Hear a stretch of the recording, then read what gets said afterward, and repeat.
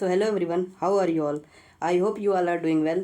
सो जो आज का हमारा क्लास का टॉपिक है वो games and sport as culture हेजिटेट ऑफ मैनकाइंड। ये जो हमारा टॉपिक है बहुत ही इंपॉर्टेंट है। ये हमारे सब्जेक्ट फिजिकल एजुकेशन का है, जो कि साइंटिफिक बेसिस ऑफ कल्चर होता क्या है। कल्चर हमारा वो होता है जो सदियों से चला आ रहा है, काफ़ी जनरेशन से चलता आ रहा है, वो हमारा कल्चर कहलाता है। जैसे कि बहुत सी चीज़ें होती हैं जो कई सारे जनरेशन से चलती आ रही हैं। और जो हमारा हेजिटेट होता है, वो हेरिटेट हमारा जैसे विरासत होता है। जैसे हमें विरासत में कई चीज़ें मिलती हैं, हमारे दादा परदादा वो हमको विरासत में कई सारी जैसे ज़मीन जायदाद घर बाग बगीचा ये सब दे देते हैं, मिल जाती है हमको। तो ऐसे ही जो हमारा कल्चर हेजिटेट वर्ड है, ये हमारे गेम्स एंड स्पोर्ट्स से कैसे जुड़ा है ये हम पढ़ेंगे। तो हमारा जो गेम्स एंड स्पोर्ट्स है वो हमारा कल्चर हेजिटेट जो हमारे होते हैं विरासत, वो हमको सिर्फ ये घर जायदाद तो ये सब नहीं मिलते हैं, बल्कि हमको गेम्स एंड स्पोर्ट्स भी मिले हैं। तो यही आज हम पढ़ेंगे। चलिए आगे बढ़ते हैं। तो सबसे पहले अब हम पढ़ लेते हैं culture, meaning of culture. The word culture is a vast term which deals with all the complexities from the beginning of civilization to the basic except related to tradition and religion। जो हमारा culture word है वो जो है एक vast term है। Vast मतलब बहुत ही बड़ा, वाइड, विशाल, जो कि ये बहुत दूर तक फैला हुआ है। Which deals with all the complexities from the beginning of civilization. जब हमारा सिविलाइजेशन स्टार्ट होता है वो तभी से इस जो अभी तक पालन हो रहा है जिसका, वही हमारा कल्चर होता है, संस्कृति होती है। Except related to the tradition and religion. ये जो कल्चर है ये हमारा परंपरा होती है। जैसे कि हमने आपको बताया कि जो कई जनरेशन से चली आ रही है, पीढ़ी दर पीढ़ी चली आ रही है, वो परंपराएं जो हैं वही हमारा कल्चर है, संस्कृति है। ये कल्चर जो है हमारा रिलीजियस को भी शो करता है, हमारे रिलीजियस को भी शो करता है। जैसे कि आप देख लीजिए हमारे इंडिया में कई सारे धर्म हैं, हिंदू मुस्लिम सिख ईसाई, सबका अपना अलग अलग कल्चर है। आप हमारे हिंदू धर्म में देख लीजिए, अपने हिंदू धर्म में देख लीजिए, तो हमारे यहाँ जब किसी की डेथ होती है तब वाइट कलर का ड्रेस पहना जाता है, कपड़े पहने जाते हैं। जब क्रिश्चियन में आप देख लीजिए, जब किसी की शादी होती, खुशी का माहौल होता है, तब वहाँ पे वाइट कलर का पहना जाता है। तो वही कल्चर सबका अलग अलग है, हर रिलीजियस का अपना कल्चर अलग है। Culture represents the influence of society, community, religions etcetera. जो कल्चर है वो रिप्रेजेंट करता है अपनी सोसाइटी को, कम्युनिटी, रिलीजियस को और कई सारी चीज़ों को। जो हमारा कल्चर है वो रिप्रेजेंट करता है, जैसे कि आपने देखा होगा जब हमारे देश के प्राइम मिनिस्टर नरेंद्र मोदी जी कहीं दूसरे देश जाते हैं, वो जहाँ भी जाते हैं नमस्ते करते हैं। ये हमारा कल्चर है। ये जो कल्चर है हमारा नमस्ते करने का, ये हमारी सोसाइटी को, हमारे नेशन को रिप्रेजेंट करता है। ये जो हमारा, जिससे लोगों को पता चल जाता है कि ये इंडिया के हैं, क्योंकि हमारे इंडिया में ही नमस्ते करना ज़्यादा पॉपुलर है, ज़्यादा सांस्कृतिक है। बाकी स्टेट्स में नमस्ते उतना ज़्यादा पॉपुलर नहीं है। आज के ज़माने में जैसे कि हमारा इंडिया मॉडर्न होता जा रहा है, अब बच्चे भी मॉडर्न होते जा रहे हैं, यहाँ के पीपल भी मॉडर्न होते जा रहे हैं। आजकल ये लोग सब भूलते जा रहे हैं। अधिकतर जो नए बच्चे हैं, मॉडर्न बच्चे हैं, ये लोग आजकल हेलो हाय ही करा करते हैं, नमस्ते भूलते जा रहे हैं, अपने संस्कृति अपने कल्चर को भूलते जा रहे हैं। तो हम आगे बढ़ते हैं। जो हिंदी मीडियम से, वो हिंदी में लिखा हुआ है, ये हिंदी में पढ़ लें, ये कुछ अलग नहीं है, इसी का हिंदी अनुवाद है, आप लोग पढ़ लें जो हिंदी मीडियम से। बाकी आगे बढ़ते हैं हम। अब हम पढ़ लेते हैं meaning of games and sports as culture heritage of Mankind.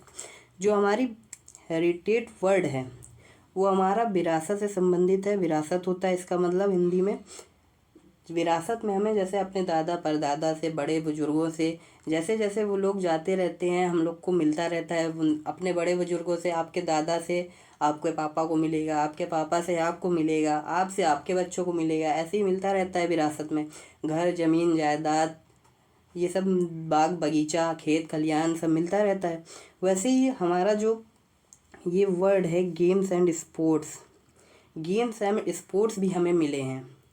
पिछले के ज़माने में लोग जो है गेम्स एंड स्पोर्ट्स ज़्यादा खेलते नहीं थे।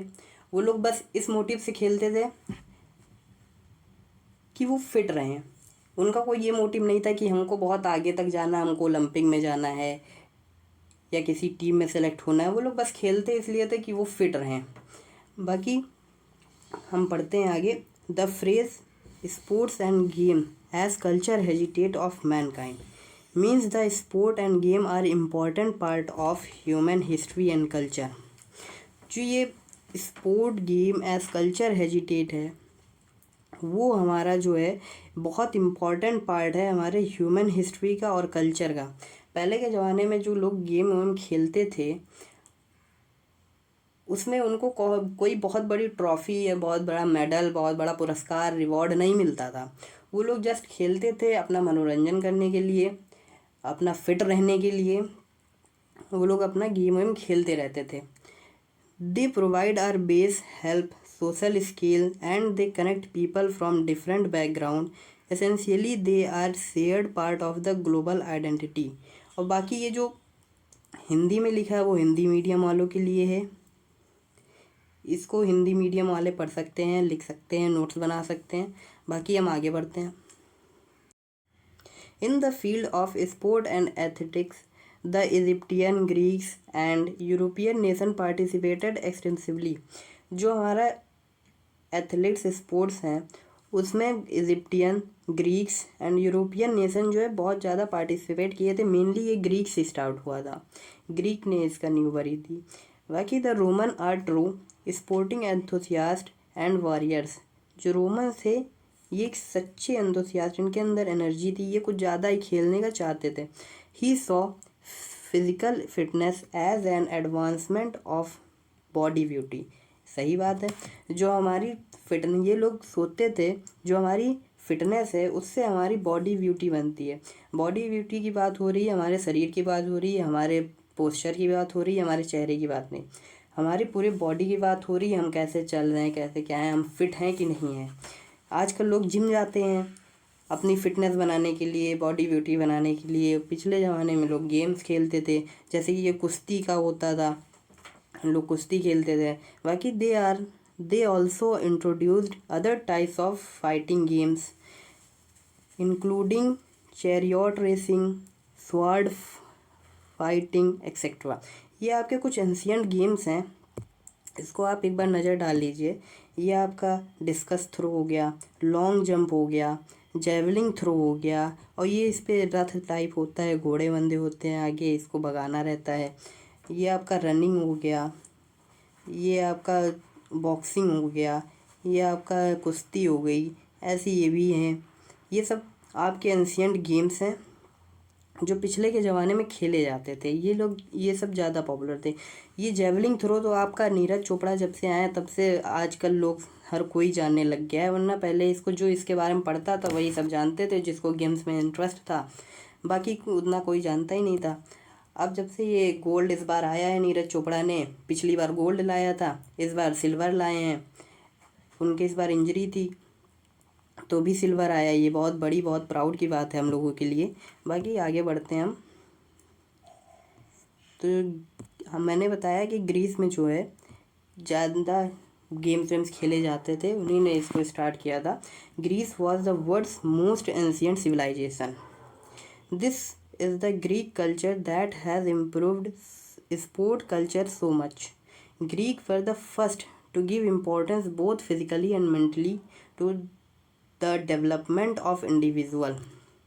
ये जो ग्रीक कल्चर है, जो ग्रीक की संस्कृति है, वो लोग गेम्स एंड स्पोर्ट्स के माध्यम से फिज़िकल और मेंटली दोनों तरीके से एक इंडिविजुअल का वो डेवलपमेंट करना चाहते थे। वो फिज़िकली भी डेवलप्ड हो जाए और मेंटली भी डेवलप्ड हो जाए, इस वजह से लोग गेम खेलते थे। जो ग्रीक है वो ज़्यादातर इसी सब में विश्वास रखता था। He is athletes founder. ये जो है इसी ने एथलीट का संस्थापक था, इसी ने इसे फाउंड किया था इन 1776 BC में। In memory of their God Athens had started the first Olympic at the stadium known as the Olympian and foot race as the first Olympic event। इन लोगों ने 1776 BC में अपने गॉड के याद में, मेमोरी में इस गेम का स्टार्ट किया था, जो कि Athens had started the first Olympic at the stadium known as the Olympian. इन लोगों ने पहली बार ओलंपियन नाम के स्टेडियम में ओलंपिक हेल्ड किया था, ओलंपिक स्टार्ट किया था, जिसमें पहला गेम जो था foot race was the first Olympic event. जो फुट रेस है वो पहला गेम था इनके ओलंपियन स्टेडियम में। ये आपके गेम्स हैं, ये सब गेम होते थे पहले। Here are the characteristics of games and sports as culture हेजिटेट। अभी तक हमने पढ़ा कल्चर क्या होता है, हेजिटेट का मीनिंग हमने भी पढ़ ली, हेरिटेट का, बाकी हमने ग्रीक के बारे में पढ़ लिया। अब हम इसके कैरेक्टरिस्टिक्स पढ़ेंगे। Historical significance, origins date back to ancient times. ये जो हमारा कल्चर है, games and sports as culture हेजिटेट, ये हमारा हिस्टोरिकल सिग्निफिकेंस दिखाता है। जैसे कि आज भी कई से सारे गेम्स हैं जो पुराने ही हैं, अभी भी खेले जाते हैं। जैसे जेवलिंग थ्रो हो गया, ये पहले भी खेला जाता था। डिस्कस थ्रो हो गया, कुश्ती हो गया, ये सब पहले भी खेले जाते थे, अभी भी खेले जाते हैं। ये सब हमको विरासत में ही मिले हैं। जो पहले खेले जा रहे हैं वही पीढ़ी दर पीढ़ी हम लोग के पास आते जा रहे हैं, और हमारे आगे भी खेले जाएंगे। जो अभी गेम चल रहे हैं वो हमारी पीढ़ी, आगे आने वाली पीढ़ी को मिलेगा। ऐसे ही धीरे धीरे पीढ़ी दर पीढ़ी गेम्स भी विरासत के रूप में मिलते रहते हैं। Community involvement, engage local population, promotes social cohesion. जो ये पिछले ज़माने में जो गेम्स होते थे वो लोकल पॉपुलेशंस को लेके खेलते थे। इसमें कोई वो रुकावट नहीं होती थी कि जो क्वालिफाई करेगा इसको ट्रेनिंग वो वही आएगा, ऐसा कुछ। उसमें जो जैसा चाहे वैसे आके खेल सकता है। जैसे कि अभी भी गांव वगैरह में होते हैं कि गेम चल रहा है, क्रिकेट चल रहा है, कि कोई आया वहाँ पे जिसको मन कर गया वो एक बार पूछेगा टीम से कि भैया हमको भी खिला लो। अगर टीम वाले हाँ राजी हो जाते हैं तो वो भी खिला देते हैं। तो ये लोकल पॉपुलेशंस को भी, लोकल पीपल को भी इंगेज कर लेता है, उनको भी मौका दे देता है खेलने को। ट्रेडिशनल इक्विपमेंट्स, जो इक्विपमेंट्स यूज़ होते थे वो हैंडमेड होते थे, लोकली सोर्ड मटेरियल, जो कि हमारे कहीं भी इधर उधर लोकल मिल जाते। कोई ख़रीदना नहीं है, कोई स्पेसिफिक न्यू टेक्नोलॉजी नहीं लगानी है, आपको जो लोकली मिल जा रहे हैं आसान से। जैसे गाँवों में बांस लकड़ी उकड़ी मिल जा रही है, वो लोग लूसी से अपना इक्विपमेंट्स बनाते थे, खेलते थे। जैसे कि अब इस समय जो ओलंपिक पे धनुष बाण होता है, तीर वीर वाला, वो सब नई टेक्नोलॉजी का बना हुआ है, मेटल का बना हुआ होता है। पिछले के ज़माने में क्या होता था कि लोग लकड़ी तोड़ लेते थे, लकड़ी से बना लेते थे। हम लोग भी बचपन में बहुत सारे बनाए थे, धनुष बाण वाड़ बना लेते थे। पतंग की डंडी होती उससे बना लेते थे। ऐसे कई सारे धनुष बना लेते थे, खेलते थे। वही है, हैंडमेड होता था, लोकल सोर्स मटेरियल होता था, उसी से ये लोग अपना इक्विपमेंट्स बना के खेलते थे गेम्स। कोई नई टेक्नोलॉजी उस समय थी भी नहीं। Oral transmission, skills and techniques passed down through generations. जो पिछली स्किल्स एंड टेक्निक्स थी वो हमारे अभी भी वो पीढ़ी दर पीढ़ी हमको डाउन होती रह रही, डाउन थ्रू जनरेशंस होती रह रही, वो हमको पास होती रह रही है। जो पिछली स्किल्स थी वो अगले जनरेशन को पास हुई, फिर वो अगले को पास हुई, ऐसे ही धीरे धीरे हमारे पास भी वो स्किल्स आई। वैसे पहले बहुत स्किल्स थी, वो अब धीरे धीरे कम होती जा रही है और नई स्किल्स डेवलप होती जा रही हैं। आज के नए ज़माने में, मॉडर्न ज़माने में नई स्किल्स बनती जा रही, क्योंकि नई टेक्नोलॉजी है, नई चीज़ें हैं, तो नया स्किल चाहिए उसके लिए। पहले दूसरे स्किल्स ज़रूरत रहते थे, पहले जो रिसोर्सेज थे उस हिसाब से स्किल्स चाहिए होती थी। अब नए रिसोर्सेज आ रहे हैं, नई टेक्नोलॉजी आ रही, नई हम लोग को स्किल्स चाहिए। Symbolism represent national identity, mythology और फ्लोकलोर। जो हमारा कल्चर गेम्स होते हैं वो जैसे कि स्टेट्स में अलग अलग तरीके के होते हैं। जैसा कि आपका वो डांसेस होते हैं वो अलग अलग तरीके के, अलग अलग स्टेट में अलग अलग डांसेस होते हैं। जैसे कि आपका असम साइड हो गया बिहू, बिछुआ, ये सब डांस होते हैं। आप डांस देख के बता सकते हैं, अगर आपको नॉलेज है इस बारे में तो आप डांस देख के बता सकते हैं कि ये किस स्टेट का डांस है। आपका उधर साइड गोवा साइड में अलग डांस होता है, आपके हर स्टेट में, हमारे उत्तर प्रदेश में अलग अलग डांस होते हैं, अलग अलग तरह के इवेंट होते हैं। हमारे उत्तर प्रदेश में नौटंकी होती है, ये सब अलग अलग डांस होते हैं हर जगह पे। तो आप डांस देख के भी ये सिम्बलाइज हो जाता है। तो ऐसे ही आपका गेम है, गेम अलग अलग तरीके से भी खेले जाते हैं अलग अलग स्टेट में, तो आपका इससे भी सिंबल हो जाता है, नेशनल आपकी पता चल जाती है कौन से नेशन से रिलेटेड है। Ritual and ceremonies integrated into culture festival and events. तो जो पहले गेम्स होते थे वो मेनली जो है किसी फेस्टिवल पे, किसी इवेंट्स पे, कोई फेस्टिवल आया तो गेम हेल्ड हो गया, गेम खेले जा रहे हैं फेस्टिवल्स में। कोई इवेंट हो रहा है तो उसमें गेम खेल लिए जा रहे हैं। जैसे इस समय जो खेले जाते हैं गेम, उसके लिए एक स्पेसिफिक डेट निकाली जाती है, मीटिंग चलती है, तो फिर फाइनल होता है कि इस तारीख से गेम खेले जाएंगे। लेकिन पहले के ज़माने में था कोई फेस्टिवल आया, होली दिवाली कोई फेस्टिवल आया, गेम खेल दिए जाते थे, गेम खेले जाते थे, गेम एंड होता था, टीम बनती थी, उसमें नाम लिखाए जाते थे, वो अपना खेल लिए जाते थे पार्टिसिपेट करके कोई इवेंट्स में। Community engagement encourage social interaction, team work. और एक 8वां टॉपिक है हमारा indigenous material usages local resources would and bamboo. जो ये हमारा इंडिजीनियस मटेरियल है, ये हमारा घरेलू मटेरियल जो हमको आसानी से अपने घर पे अपने आसपास मिल जाता है। लोकल रिसोर्सेज होते हैं वही अभी जो है, जैसे कि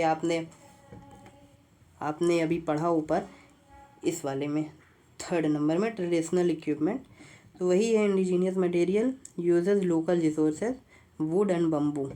वुड मतलब लकड़ी, बम्बू मतलब बाँस। बम्बू और बाँस का यूज़ करके ऐसे कई सारे गेम से खेले जाते थे। थैंक यू, आप अभी तक इस वीडियो को देख रहे हैं। बाकी हमारा चैनल आपको इफ़ेक्टिव नॉलेज प्रोवाइड कराता है, छोटे समय में, कम समय में आपको एक अच्छी नॉलेज प्रोवाइड कराता है। अगर आप एग्ज़ामिनेशन सेंटर के बाहर भी खड़े होके देख लेते ये वीडियो तो आपके लिए हेल्पफुल होगा, आप एग्ज़ाम में इसको अच्छे से एक्सपेंड करके लिख सकते हैं। सो थैंक यू, सब्सक्राइब कर दीजिएगा। अगर आपको फ्रेंड्स भी यही टॉपिक पढ़ना चाहते हैं उनको शेयर कर दीजिएगा। बाकी अगर आपको दूसरी कोई टॉपिक पे वीडियो चाहिए उसको लिए आप कमेंट करिए, या फिर कोई क्वेरी हो तो उसके लिए आप कमेंट करिए। Thank you.